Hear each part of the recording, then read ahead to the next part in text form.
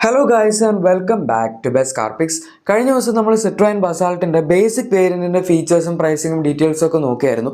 പക്ഷേ അത് നമുക്കൊരു വാല്യൂ ഫോർ മണി വേരിയൻറ്റ് എന്ന് പറയാൻ പറ്റുമെന്ന് ചോദിച്ചാൽ എനിക്കും ഡൗട്ടുണ്ട്, നിങ്ങൾക്കും ഡൗട്ടുണ്ട്. കാരണം അത് വളരെ ബേസിക് ആയിട്ടുള്ളൊരു വാഹനമാണ്. ഫീച്ചേഴ്സിൻ്റെ പേരിൽ നമുക്ക് പ്രത്യേകിച്ചൊന്നും തന്നെ കിട്ടുന്നില്ല.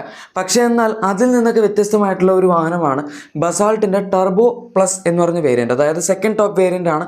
പക്ഷേ ഈ വാഹനത്തിൻ്റെ വേരിയൻറ്റ് സത്യം പറഞ്ഞാൽ എന്നെ അത്യാവശ്യം ഞെട്ടിച്ചിട്ടുണ്ട്. കാരണം ഓൾമോസ്റ്റ് ടോപ്പ് എൻഡിൽ കിട്ടുന്ന മിക്ക ഫീച്ചേഴ്സും അവർ ഈ വേരിയൻറ്റിൽ കൊടുത്തിട്ടുണ്ട്. ഇപ്പോൾ നമ്മൾ ഫ്രണ്ട് പ്രൊഫൈലിലേക്ക് വരികയാണെങ്കിൽ ഇവിടെ നമുക്ക് ടോപ്പ് എൻഡിൽ കിട്ടുന്ന പോലെ തന്നെ LED പ്രൊജക്ടർ ഹെഡ്ലൈറ്റ്സ് കിട്ടുന്നുണ്ട്. അതുപോലെ DRLs ഡെഫിനറ്റ്ലി കിട്ടുന്നുണ്ട്. പിന്നെ ഇവിടെ നമുക്ക് ഫോഗ് ലാംപ്സ് അവൈലബിൾ ആണ്. അതുപോലെ ഡിസൈൻ എലവേറ്റ് ചെയ്യുന്ന രീതിയിൽ നോക്കുകയാണെങ്കിൽ സിൽവർ സ്കിഡ് പ്ലേറ്റ്സ് ഉണ്ട്, കുറച്ച് റെഡ് ആക്സെൻസ് വരുന്നുണ്ട്. അങ്ങനെ ഫ്രണ്ടിൽ നിന്ന് വണ്ടി കാണുമ്പോൾ നമുക്ക് ഒരിക്കലും ഒരു ബേസിക് വേരിയൻറ്റിൻ്റെ ലുക്കൊന്നും കിട്ടില്ല. അത് മാത്രമല്ല ഇതിൻ്റെ അകത്ത് 5 കളർ ഓപ്ഷൻസും ഉണ്ട്. നമുക്കിപ്പോൾ ബേസിക് വേരിയൻസ് ഒക്കെ നോക്കുകയാണെങ്കിൽ അതിൻ്റെ താകപ്പാടെ 2 കളർ ഓപ്ഷൻസ് ഒക്കെ ഉണ്ടായിരുന്നുള്ളൂ. പക്ഷേ ഈ വേരിയൻറ്റ് അങ്ങനെയല്ല. ഡ്യുവൽ ടോൺ കളേഴ്സ് ഒഴികെ ബാക്കി എല്ലാ ഓപ്ഷൻസും മോണോട്ടോണിൽ നമുക്ക് കിട്ടുന്നുണ്ട്. സോ അതൊരു വളരെ നല്ല കാര്യം തന്നെയാണ്. അതാണ് ഫ്രണ്ട് ഡിസൈനിൻ്റെ കേസ്. ഇനി നമ്മൾ പതുക്കെ സൈഡ് പ്രൊഫൈലിലേക്ക് പോവുകയാണെങ്കിൽ അവിടെ ചെറുതായിട്ട് മിസ് ഔട്ടായി പോകുന്ന ഒരു കാര്യം അലോയ് വീൽസ് ആണ്. നമുക്കിവിടെ 16 ഇഞ്ച് സ്റ്റീൽ വീൽസ് ആണ് കിട്ടുന്നത്. പക്ഷേ 16 ഇഞ്ച് സ്റ്റീൽ വീൽസ് കിട്ടുന്നുണ്ട് എന്നുള്ളതൊരു വലിയ പ്ലസ് പോയിന്റ് ആണ്. മാത്രമല്ല 205 ക്രോസ് സെക്ഷനും വരുന്നുണ്ട് ടയർസിന്. എന്ന് വെച്ചാൽ നിങ്ങൾക്കിപ്പം അഡീഷണൽ ആയിട്ട് നമ്മൾ ടയർ മാറ്റാതെ തന്നെ അലോയ്സ് ഇടാനാണെങ്കിൽ വലിയ ബുദ്ധിമുട്ടൊന്നും ഉണ്ടാവില്ല. ഇതിൻ്റെ അകത്ത് അവർ സ്റ്റാൻഡേർഡ് ആയിട്ട് തന്നെ കൊടുക്കുന്ന ടയർ സൈസ് ആണ് 16 ഇഞ്ച് സ്റ്റീൽ വീൽസ് വിത്ത് 205 ക്രോസ് സെക്ഷനുള്ള ടയർസ്. അതുകൊണ്ട് തന്നെ ഇപ്പോൾ പുറത്തുനിന്ന് എവിടെയെങ്കിലുമൊക്കെ നമുക്ക് 16 ഇഞ്ച് അലോയ്സ് സോഴ്സ് ചെയ്യാൻ പറ്റുമെങ്കിൽ ഈസി ആയിട്ട് ഒരുപാട് ചിലവില്ലാതെ നമുക്ക് ചെയ്യാൻ പറ്റും. പിന്നെ ഇതിൻ്റെ ടയറിന് അത്യാവശ്യം വിട്ടും ഉണ്ടല്ലോ. ചില കമ്പനികൾക്ക് 15 16 ഇഞ്ചൊക്കെ കൊടുക്കുകയാണെങ്കിലും ചിലപ്പോൾ ടയറിൻ്റെ വിട്ട് ഭയങ്കരമായിട്ട് കുറച്ച് കളയും. അതും കുറച്ച് പ്രശ്നമാണ്. ഇതിനകത്ത് പക്ഷേ അങ്ങനത്തെ യാതൊരു പ്രശ്നമില്ല. ഈസി ആയിട്ട് അലോയ്സ് അഡീഷണൽ ചെയ്യാം. അതുപോലെ തന്നെ നമുക്ക് ഇതിനകത്ത് ഡോർ ഹാൻഡിൽസ് എല്ലാം ബോഡി കളേർഡ് ആയിട്ടാണ് കിട്ടുന്നത്. ORVMസിലേക്ക് വരുമ്പോഴേക്കും ഗ്ലോസി ബ്ലാക്ക് ഫിനിഷാണ് വരുന്നത്. അതത്ര മോശമല്ല കാണാൻ. നമുക്ക് ബേസ് മോഡലിലേക്ക് വരുമ്പോൾ മാറ്റ് ബ്ലാക്ക് ആണ്. അതത്ര രസമില്ല കാണാൻ. ഇത് പക്ഷേ വലിയ കുഴപ്പമില്ല. അതുപോലെ സൈഡ് ഇൻഡിക്കേറ്റേഴ്സ് എല്ലാം ORVMസിൽ തന്നെ പ്ലേസ് ചെയ്തിട്ടുണ്ട്. പിന്നെ സി പില്ലറിലേക്ക് വരുമ്പോൾ ചെറിയൊരു റെഡ് ആക്സെൻറ്റ് പോലെ കൊടുത്തിട്ടുണ്ട്. നമുക്ക് ബേസ് മോഡലിൽ ഇല്ലാത്തൊരു സാധനമായിരുന്നു വീൽ ആർച്ച് ക്ലാഡിങ്. അതൊക്കെ ഈ ഒരു വേരിയൻറ്റിൽ അവൈലബിൾ ആണ്. അതുപോലെ റിയർ പ്രൊഫൈലിലേക്ക് വരികയാണെങ്കിൽ ഓൾമോസ്റ്റ് ടോപ്പ് എൻഡിൽ കിട്ടുന്ന അതേ ഡിസൈൻ തന്നെയാണ്. നമുക്ക് താഴെ സിൽവർ സ്കിഡ് പ്ലേറ്റ്സ് ഒക്കെ വരുന്നുണ്ട്. അതല്ലാതെ നോക്കിയാൽ ബാക്കിൽ വൈപ്പറും വാഷറും ഒന്നും ഇതിനകത്ത് ഈവൻ ടോപ്പ് എൻഡിൽ പോലും അവൈലബിൾ അല്ല. അതുകൊണ്ട് നമുക്ക് ആ കാര്യത്തിൽ കുറ്റം പറയാൻ പറ്റില്ല.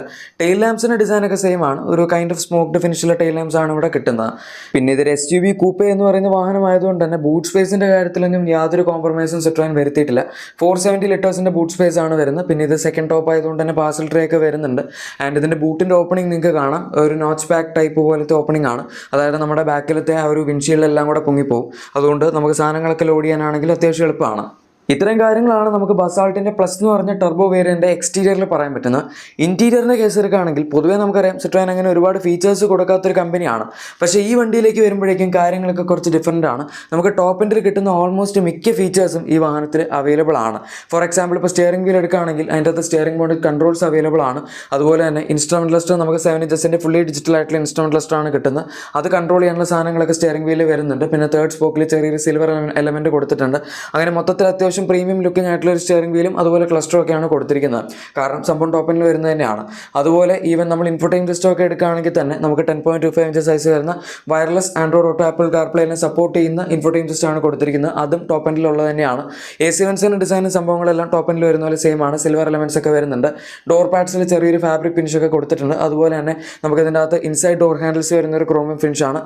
പിന്നെ നമുക്ക് 4 ഡോറിലും പവർ വിൻഡോസ് ഈ ഒരു വേരിയന്റിൽ അവൈലബിൾ ആണ്. എല്ലാ വിൻഡോസിലും നമുക്ക് ഓട്ടോ ഡൗണിൻ്റെ ഫീച്ചർ കൊടുത്തിട്ടുണ്ട്. ഓട്ടോ അപ്പിൻ്റെ ഫീച്ചർ ഒരു വിൻഡോയിലും ഇല്ല. അതാണ് ഒരു ചെറിയ പ്രശ്നം. പക്ഷേ അതിപ്പോൾ ടോപ്പ് എൻഡിലും അങ്ങനെ തന്നെയാണ്.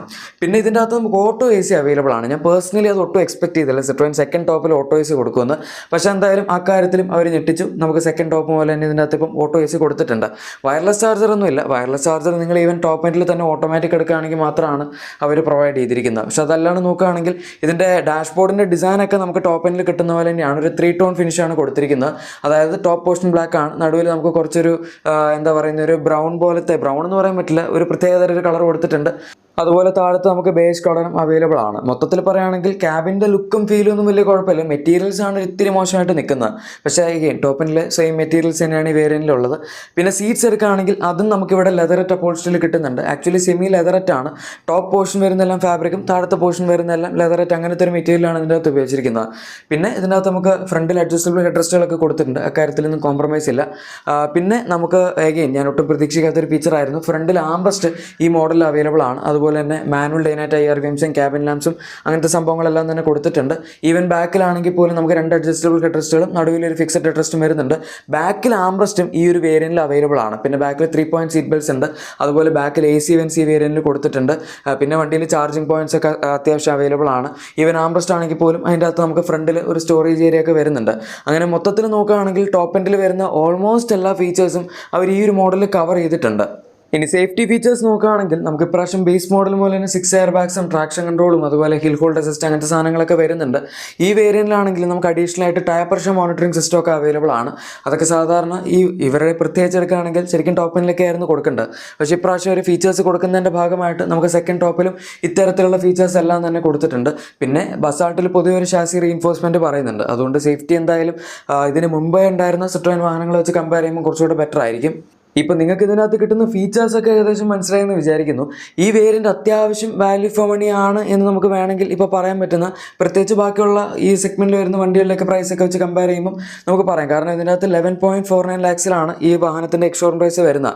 അത് കമ്പാരിറ്റീവ്ലി നമ്മൾ സിട്രോയിൻ്റെ ഒരു സ്റ്റാൻഡേർഡ്സ് വെച്ച് നോക്കുമ്പോൾ പണ്ടത്തെക്കാട് ഇത്തിരി കൂടുതലാണ് എന്ന് പറയേണ്ടി വരും. പക്ഷെ എന്നാലും നമ്മൾ കോമ്പറ്റീഷനൊക്കെ വെച്ച് കമ്പയർ ചെയ്യുകയാണെങ്കിൽ ഇപ്പോൾ ഇത്രയും ഫീച്ചേഴ്സ് ഉള്ള ഒരു വേരിയൻറ്റ് നമുക്ക് ഇതിൻ്റെ കോമ്പറ്റീഷനിലുള്ള വണ്ടികളൊന്നും തന്നെ കിട്ടുന്നതായിരിക്കില്ല. അതിപ്പോൾ നിങ്ങൾ അബവ് 4 മീറ്റർ കോമ്പാക്ട് SUV, അതായത് ഇപ്പോൾ ക്രെറ്റ, സെൽട്ടോസ് അങ്ങനത്തെ വണ്ടികളൊക്കെ എടുത്താലും ഈ ആസ്റ്ററിൽ അത്യാവശ്യം ഫീച്ചേഴ്സ് ഉണ്ട്. പക്ഷേ അതിൻ്റെ അകത്ത് ഇത്ര നല്ല എഞ്ചിനില്ല, അതാണ് പ്രശ്നം.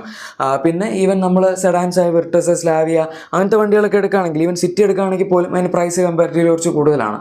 അപ്പോൾ അങ്ങനെയൊക്കെ നോക്കുമ്പം ഈ മോഡലിൻ്റെ പ്രൈസ് അത്യാവശ്യം ഡീസൻ്റ് ആണെന്ന് പറയും.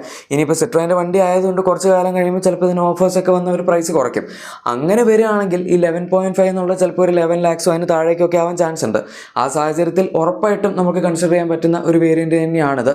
ഈ വേരിയൻറ്റ് നമുക്ക് മാനുവൽ മാത്രമല്ല 6 സ്പീഡ് ടോക്ക് കൺവെർട്ടർ ഓട്ടോമാറ്റിക്കലും അവൈലബിൾ ആണ്. അതുകൊണ്ട് നിങ്ങളിപ്പോൾ ഓട്ടോമാറ്റിക് ആണ് നോക്കുന്നതെങ്കിൽ അതും കൺസിഡർ ചെയ്യാം. 1.3 lakhs ആണ് അഡീഷണൽ കൊടുക്കേണ്ടത്. അതായത് 12.79 lakhs ആണ് ഓട്ടോമാറ്റിക് മോഡൽ വരുന്നതിൻ്റെ ex showroom price. 6 speed torque converter automatic ആണ് കൊടുത്തിരിക്കുന്നത്. ആൻഡ് ഏറ്റവും ഇമ്പോർട്ടൻ്റ് ആയിട്ട് പറയാനുള്ളത് ഇതിൻ്റെ എഞ്ചിനാണ്. നമുക്ക് ഈ പ്രൈസ് പോയിന്റിൽ കിട്ടുന്നവർ ഓൾമോസ്റ്റ് ഫോക്സ് വാഗൻ്റെ ഒക്കെ 1 ലിറ്റർ TSI ആയിട്ട് പെർഫോമൻസ് മാച്ച് ചെയ്യാൻ പറ്റുന്ന ഒരു എഞ്ചിനാണിത് എന്ന് പറയാം. കാരണം 110 PS പവർ ഉണ്ട്. അതുപോലെ 190 Nm ടോർക്ക് മാനുവലും, ഓട്ടോമാറ്റിക് ആണെങ്കിൽ 205 Nm ടോർക്കും വരുന്നുണ്ട്. ഇത് നമ്മുടെ പ്യൂഷോയുടെ എഞ്ചിനാണ്. പക്ഷേ അവരിവിടെ ലോക്കലി മാനുഫാക്ചർ ചെയ്യുന്ന എഞ്ചിനാണ്. പ്യുവർടെക് 110 എന്നാണ് ഈ എഞ്ചിൻ്റെ പേര്. ഈ പൊതുവെ എല്ലാവരും വിചാരിക്കും സിട്രോയിൻ എന്ന് പറയുമ്പോൾ അധികം വണ്ടികളുടെ സെയിൽസ് ഒന്നും ഇല്ല, സിട്രോയിൻ ചിലപ്പോൾ ഇന്ത്യ വിട്ട് പോയിരിക്കുന്നു. പക്ഷേ ആക്ച്വലി അവർ അതല്ല ഇവിടെ ഉദ്ദേശിക്കുന്നത്. മാക്സിമം എഞ്ചിൻ ഇവിടെ ഉണ്ടാക്കി പുറത്തേക്ക് വിടുക എന്നുള്ളതാണ് സിട്രോയിൻ്റെ ഉദ്ദേശം.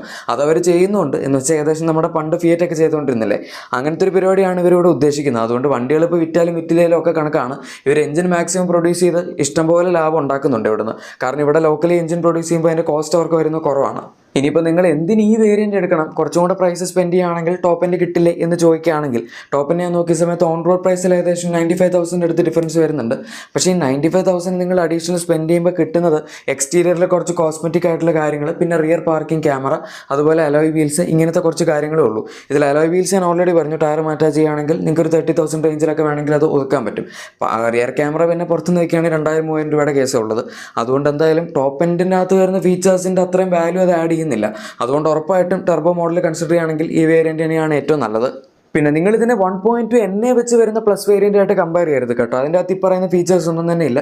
അതായത് ഇപ്പോൾ front armrest, rear armrest, auto AC അങ്ങനത്തെ സാധനങ്ങളൊക്കെ ഉണ്ടല്ലോ, അതൊക്കെ അതിൽ മിസ്സിംഗ് ആണ്. ടർബോ പെട്രോൾ ഉള്ള മോഡൽ എടുക്കുകയാണെങ്കിൽ മാത്രമാണ് ഇത്രയും ഫീച്ചേഴ്സ് നമുക്ക് പ്ലസ് എന്ന് പറഞ്ഞ വേരിയൻറ്റിൽ കിട്ടുന്നത്. 1.2 NAയിൽ ഇതൊന്നുമില്ല. ഓക്കെ, അത് ഞാനിപ്പോൾ എടുത്ത് പറയാനുള്ള കാരണം എന്താണെന്ന് വെച്ചാൽ 1.2 NAയുടെ പ്ലസ് വേരിയൻറ്റ് നമുക്ക് 9.99 lakhs എക്സ്ഷോറൂം കിട്ടുന്നുണ്ട്. അപ്പോൾ ഇത് വെച്ച് കമ്പയർ ചെയ്യുമ്പോൾ 1.5 ലക്ഷം രൂപ കുറവാണല്ലോ എന്ന് പറഞ്ഞ് നിങ്ങൾ അത് പോയി എടുക്കുകയാണെങ്കിൽ പണി കിട്ടും. ഇത്രയും ഫീച്ചേഴ്സ് ഇല്ല. ഈ വേരിയൻറ്റ് വെച്ച് നമ്മൾ 1.5 ലക്ഷം രൂപ അഡീഷണൽ കൊടുത്താലും അത്യാവശ്യം വേർത്താണ്. കാരണം നമുക്ക് നല്ല ടർബോ ചാർജ്ഡ് പെട്രോൾ എഞ്ചിൻ കിട്ടുന്നുണ്ട്, ആവശ്യത്തിന് ഫീച്ചേഴ്സ് ഉണ്ട്. പിന്നെ സിട്രോയിൻ ആയതുകൊണ്ട് നല്ല കംഫർട്ടബിൾ റൈഡും ഹാൻഡ്ലിംഗ് ബാലൻസും എല്ലാ സാധനങ്ങളും കിട്ടുന്നുണ്ട്. ഗൈസ്, അപ്പോൾ ഇതാണ് ബസാൾട്ടിൻ്റെ പ്ലസ് ടർബോ മോഡലിൻ്റെ വീഡിയോ. ഇഷ്ടപ്പെട്ടെങ്കിൽ ലൈക്കും സബ്സ്ക്രൈബും ഷെയറും ഒക്കെ ചെയ്യുക. നമുക്ക് മറ്റൊരു വീഡിയോയിൽ കാണാം. Thank you for watching my video and good bye.